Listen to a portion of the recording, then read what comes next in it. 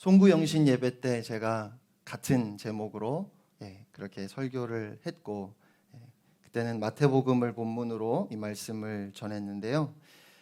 또 히브리서 12장 2절 믿음의 주요 또 온전하게 하시는 이 예수를 바라보자, 이 말씀에 대해서도 제가 몇 차례 설교를 했습니다. 그리고 오늘 이제 2020년을 보내면서 오직 예수만 보이더라 하는 이 문구가 나오는 본문을 가지고 한 번 더 우리가 지난 한 해의 표어를 우리의 마음속에 함께 새기고자 합니다. 윌버 체프먼이라고 하는 유명한 신학자가 있었습니다. 그는 주로 학교에서 학생들을 가르쳤습니다. 어느 날 그가 많은 사람들이 모인 집회에서 설교를 하게 되었어요. 그렇게 많은 사람들 앞에서 설교를 한 경험이 드물었기 때문에 그는 몹시 긴장이 되었고 몸이 너무 떨렸습니다.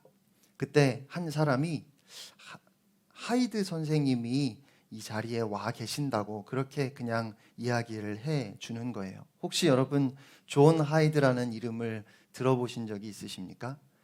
기독교 신앙 서적을 읽다 보면 종종 기도의 성자 혹은 기도의 사람 하이드라고 그렇게 많이 언급이 되는 인물입니다. 하이드는 굉장한 설교가도 아니었고 또 특별한 업적을 남겼던 사람도 아니었지만 오직 기도를 통해서 많은 사람들 가운데 영감을 불러일으켰던 그런 인물입니다.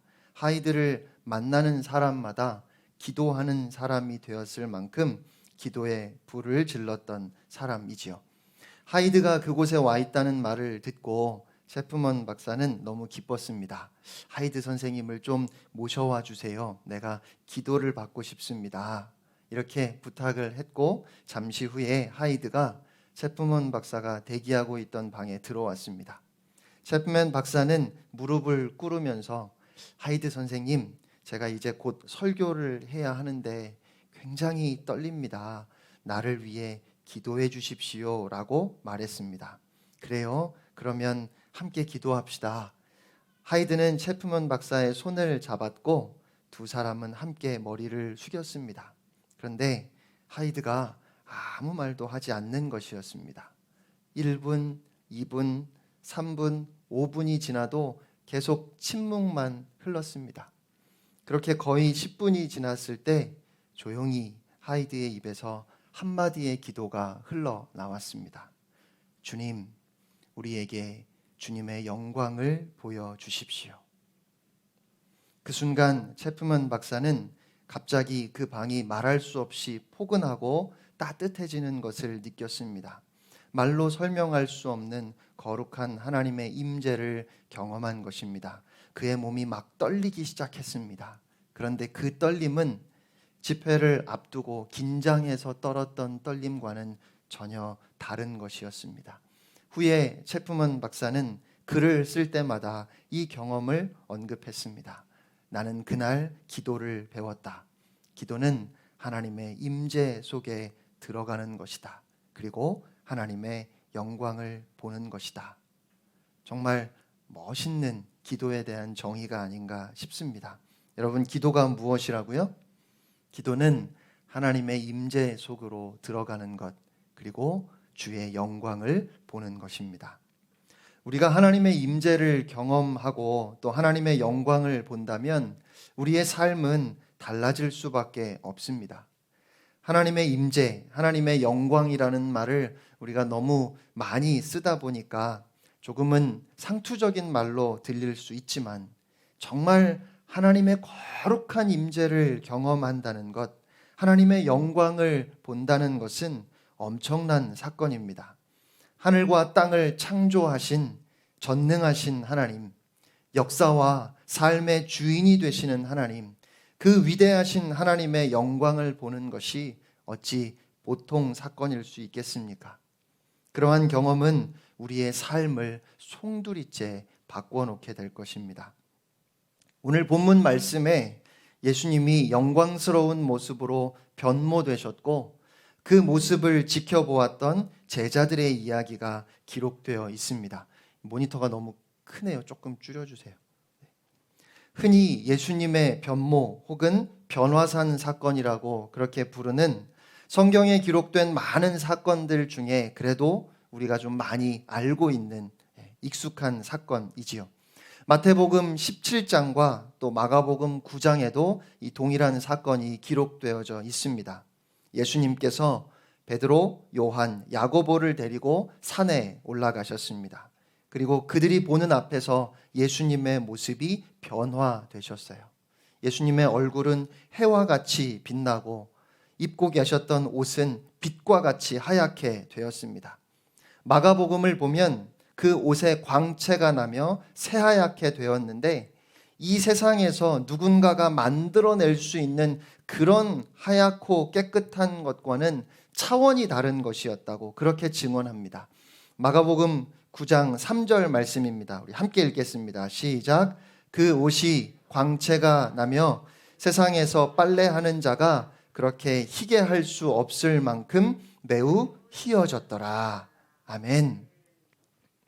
그러면 예수님은 왜 이렇게 산에 올라가셔서 영광스러운 모습으로 변화되셨을까요? 이 사건이 우리에게 주는 메시지는 무엇이겠습니까? 제가 어렸을 때 이 말씀을 보면서 만화나 영화에서 주인공이 번개를 맞고 어떤 초자연적인 능력을 얻는 것처럼, 아니면 파워레인저에서 변신할 때 막 빛이 번쩍번쩍 하는 것처럼 예수님께서 어떤 특별한 능력을 받으시는 것이 아닌가, 그런 생각을 했었습니다. 예수님이 변화되신 것이 특별한 능력이 필요하셨기 때문일까요? 그러니까 예수님 자신의 어떤 필요 때문에 이런 사건이 있었던 것일까요? 그렇지 않습니다.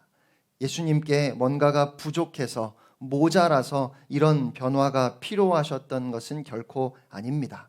오히려 오늘 변화산에서 예수님은 자신 안에 가두어 두셨던, 감추어 두셨던 신적인 영광을 드러내 제자들에게 보여주신 것입니다.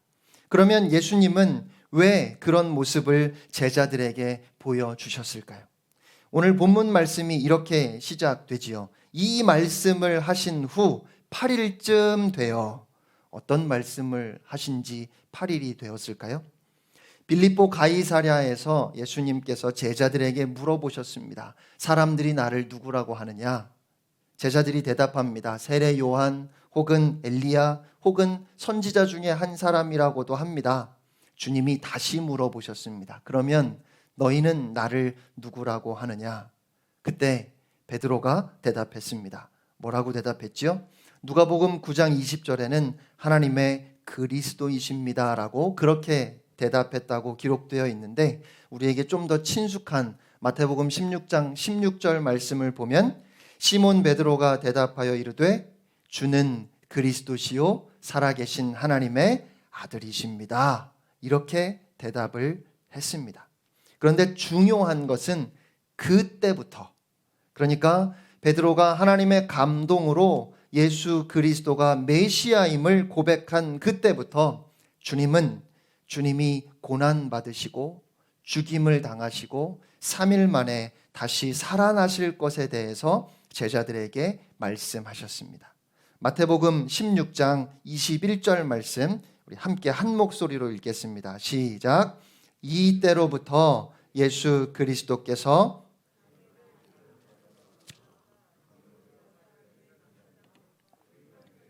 많은 고난을 받고 죽임을 당하고 제3일에 살아나야 할 것을 제자들에게 비로소 나타내시니. 아멘. 특별히 마태복음 전체의 구성을 보면 1장부터 16장까지 예수님이 누구신지에 대해서 이야기합니다. 그리고 16장 16절에 베드로의 고백을 통해서 예수가 메시아임을 선언하지요. 그리고 그 이후 이제 17장부터는 구원을 완성하시는 예수님을 보여줍니다.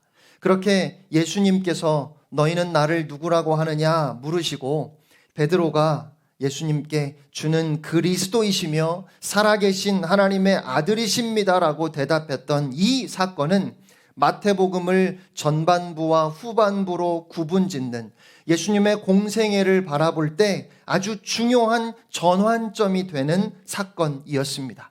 자, 그러면 이제부터 주님은 구원을 완성하시기 위해서 어떤 길을 가셔야 할까요? 당시에 많은 사람들이 생각하고 또 제자들이 기대했던 것처럼 예수님께서 정치적인 왕이 되셔서 로마를 물리치고 사람들의 환호와 경배를 받는 영광스러운 길을 걸어 가셨을까요? 아니지요. 이제 예수님 앞에는 고난의 길, 십자가의 길이 있었습니다. 그래서 예수님께서 제자들에게 이렇게 말씀하십니다. 여러분 한번 잘 들어보시기를 바랍니다. 또 무리에게 이르시되 아무든지 나를 따라오려거든 자기를 부인하고 날마다 제 십자가를 지고 나를 따를 것이니라. 누구든지 제 목숨을 구원하고자 하면 잃을 것이요 누구든지 나를 위하여 제 목숨을 잃으면 구원하리라. 사람이 만일 온 천하를 얻고도 자기를 잃든지 빼앗기든지 하면 무엇이 유익하리요? 누구든지 나와 내 말을 부끄러워하면 인자도 자기와 아버지와 거룩한 천사들의 영광으로 올 때에 그 사람을 부끄러워하리라. 아멘. 바로 이 말씀을 하시고 이제 8일쯤 되었습니다. 여러분, 예수님을 따라가려면 자기를 부인하고 자기 십자가를 지고 따라가야 합니다. 그런데 그렇게 자기를 부인하는 것이, 자기 십자가를 지고 주님을 따라가는 것이 결코 쉽지 않습니다. 여러분, 제자들이 어떤 사람들입니까? 주님의 부르심에 모든 것을 다 버리고 주님을 따랐던 사람들입니다. 그런데 그렇게 자신들의 전 생애를 걸고 따랐던 주님이 당시에 힘과 권력을 가지고 있었던 장로들, 대제사장들, 서기관들을 다 무찌르시고 승리하시는 것이 아니라 오히려 그들에게 고난을 받으시고 결국에는 그들에 의해 죽임을 당하실 것이라고 말씀하시니까, 물론 제3일에 살아나야 하실 것이라고 부활에 대해서도 말씀하셨지만, 지금 제자들이 예수님께 처음 이 부활에 대한 말씀을 듣고 그 부활을 이해하고 받아들인다는 것은 불가능에 가까운 일입니다. 그래서 우리가 잘 아는 것처럼 베드로가 절대로 안 된다고, 예수님 절대로 안 됩니다, 이렇게 항변했다가 주님께 사탄아 물러가라, 너는 나를 넘어지게 하는 자로다, 네가 하나님의 일을 생각하지 아니하고 도리어 사람의 일을 생각하는구나 라고 꾸지람을 들었지요.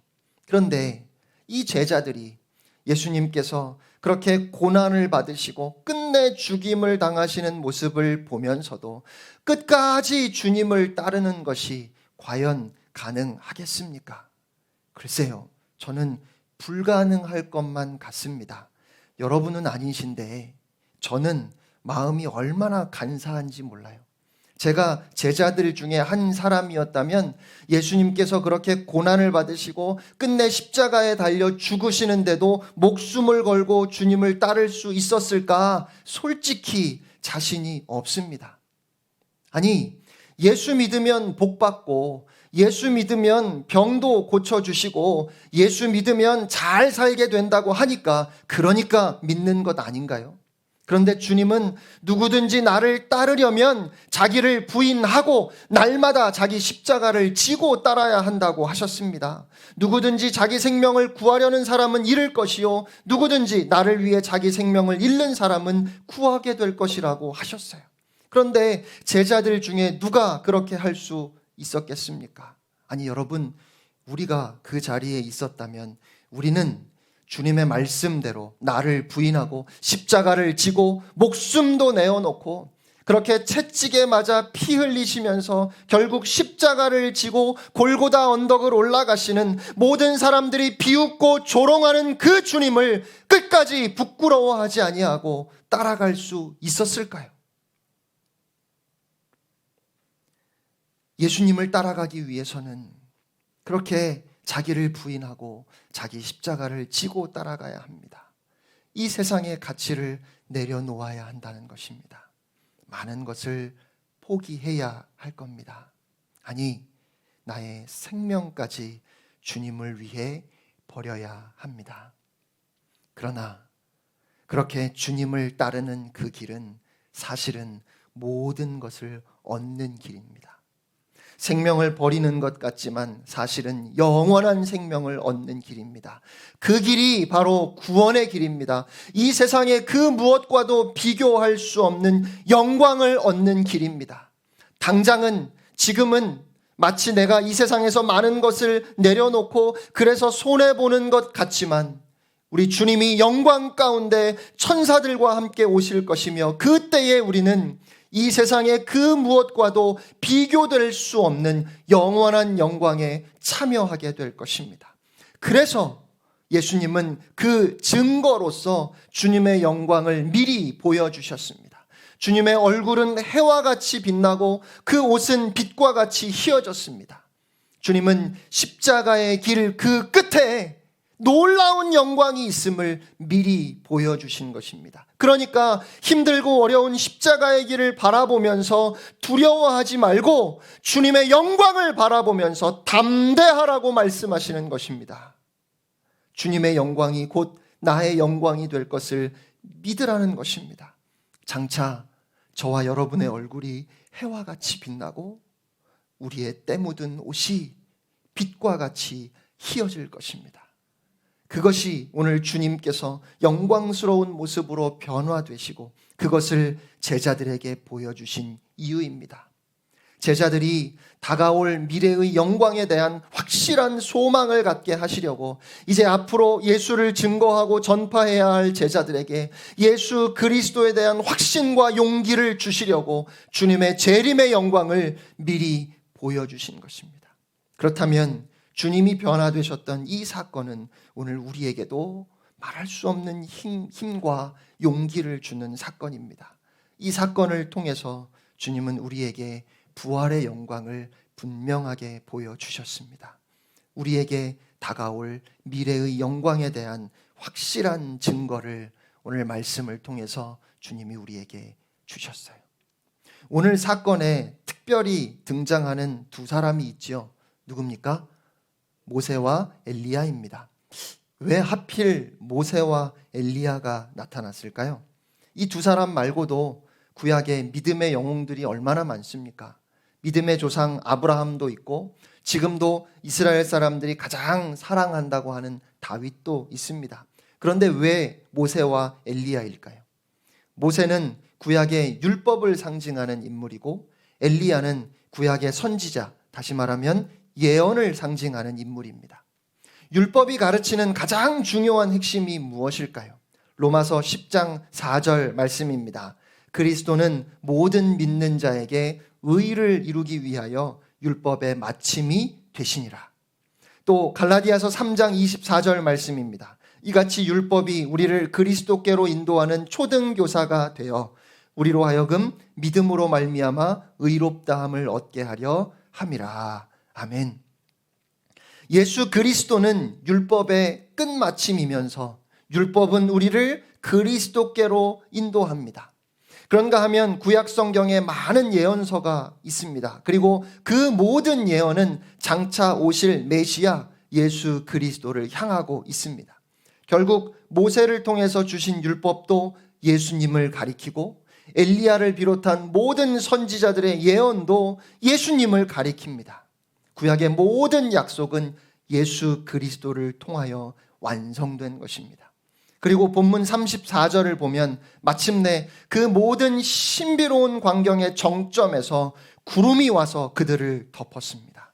구름은 하나님의 임재를 상징하지요. 그리고 구름 속에서 하나님의 음성이 들렸습니다.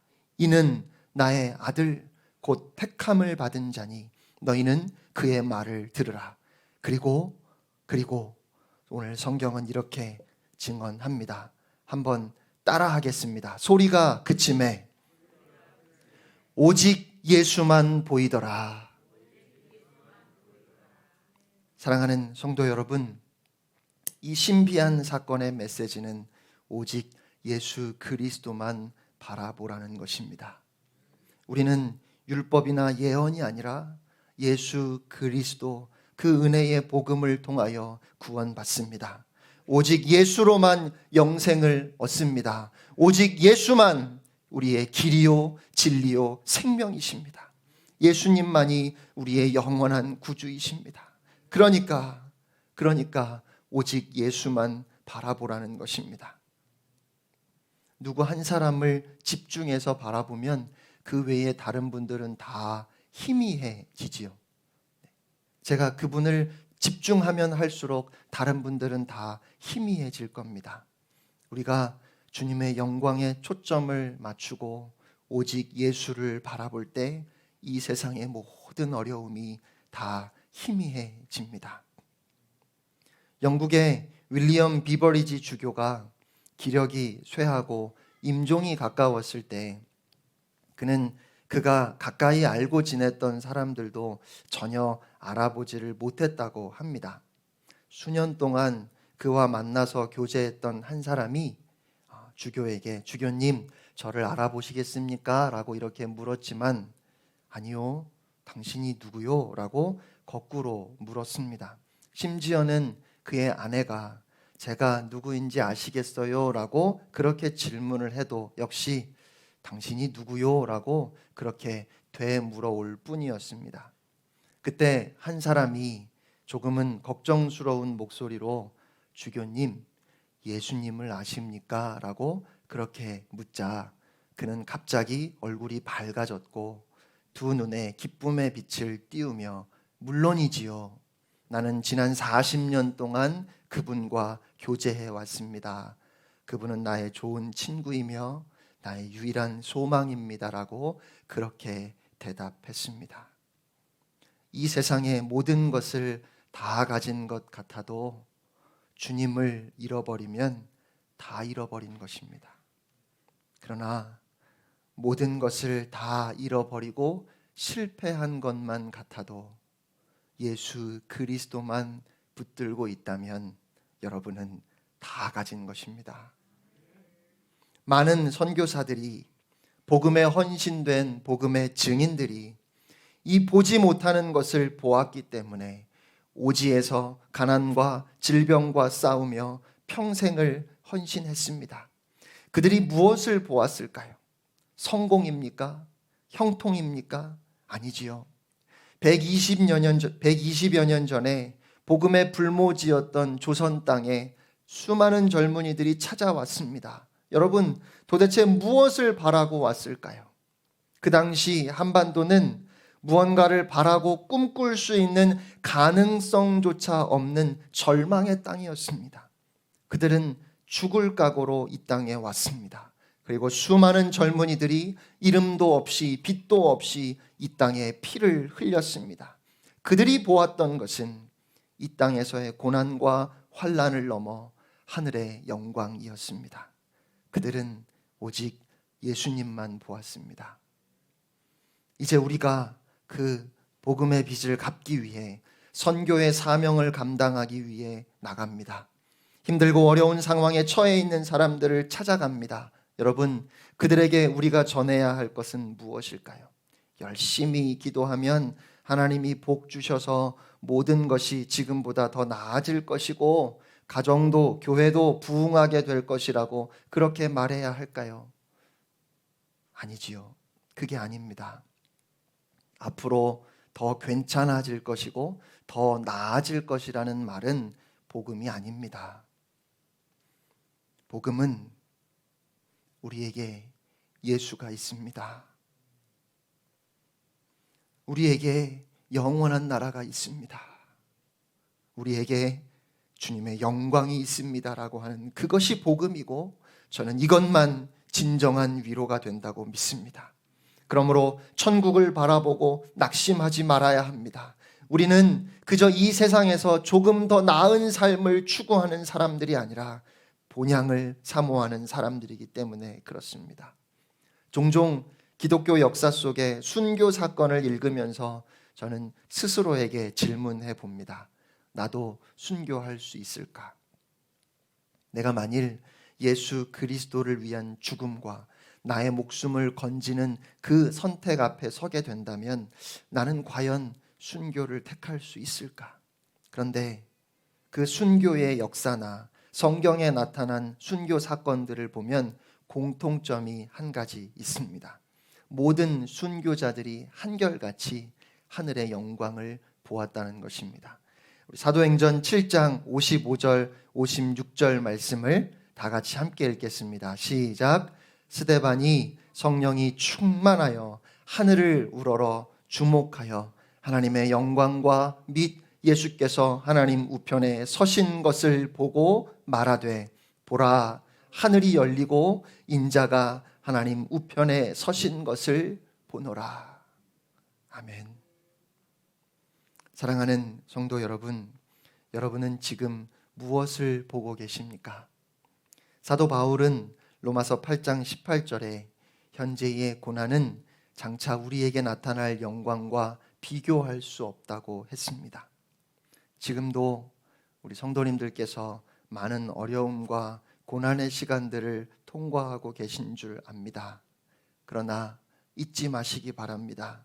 하나님께서 우리에게 현재의 고난과 비교할 수 없는 영광을 얻게 하실 것입니다. 고린도후서 4장 17절로 18절 말씀입니다. 우리가 잠시 받는 환난에 경한 것이 지극히 크고 영원한 영광에 중한 것을 우리에게 이루게 함이니 우리가 주목하는 것은 보이는 것이 아니요 보이지 않는 것이니 보이는 것은 잠깐이요 보이지 않는 것은 영원하다고 했습니다. 지난 2월부터 코로나 사태가 시작될 때 글쎄요 몇 개월이나 갈까 생각을 했습니다. 잠시면 지나갈 거라고 우리가 다 그렇게 생각하지 않았습니까? 그런데 올 1년이 이렇게 지나갑니다. 내년도 쉽게 바뀌지는 않을 것 같아요. 도대체 언제 이 상황이 끝날지 참 답답하지요. 그러나 이 또한 지나갑니다. 사랑하는 여러분, 지금 우리는 영원한 영광을 향해서 한 걸음 한 걸음 가고 있는 것입니다.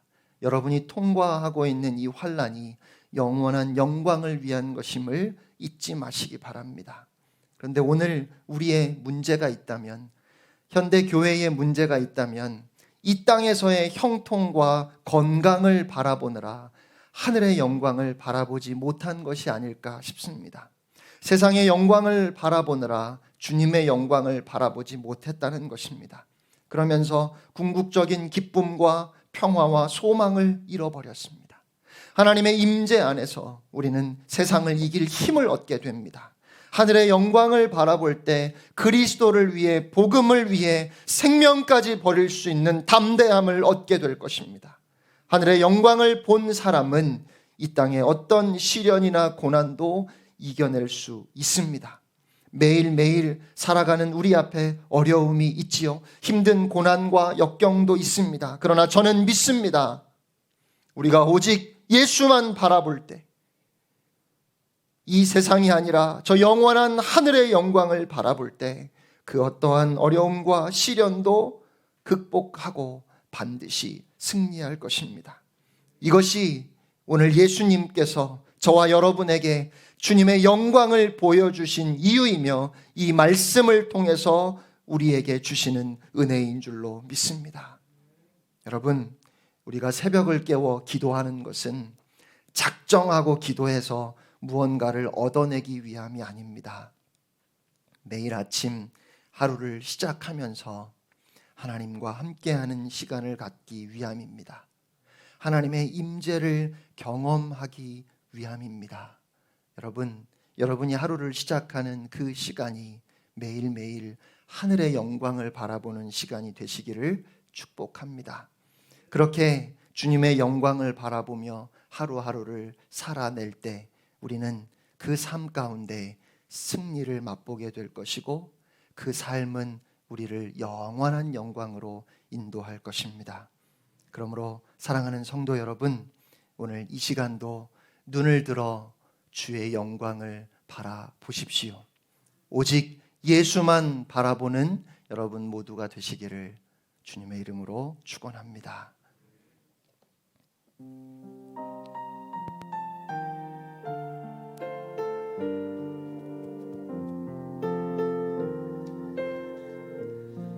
비바람이 앞길을 가려도 비바람이 앞길을 막아도 나는 가리 주의 길을 가리 눈보라가 앞길을 가려도 나는 가리 주의 길을 가리 이 길은 영광의 길 이 길은 영광의 길 이 길은 승리의 길 나를 구원하신 주님이 십자가 지고 가신 길 나는 가리라 주의 길을 가리라 주님 발자취 따라 나는 가리라 나는 가리라 주의 길을 가리라 주님 발자취 따라 나는 가리라 험한 파도 앞길을 막아도 나는 가리 주의 길을 가리 모진 바람 앞길을 가려도 나는 가리 주의 길을 가리 이 길은 고난의 길 이 길은 생명의 길 나를 구원하신 주님이 십자가 지고 가신 길 나는 가리라 주의 길을 가리라 주님 발자취 따라 나는 가리라 나는 가리라 주의 길을 가리라 주님 발자취 따라 나는 가리라 주의 길을 가리라 나는 가리라 주의 길을 가리라 주님 발자취 따라 나는 가리라 나는 가리라 주의 길을 가리라 주님 발자취 따라 나는 가리라 이 시간 주신 말씀을 기억하며 한번 기도하기를 원합니다.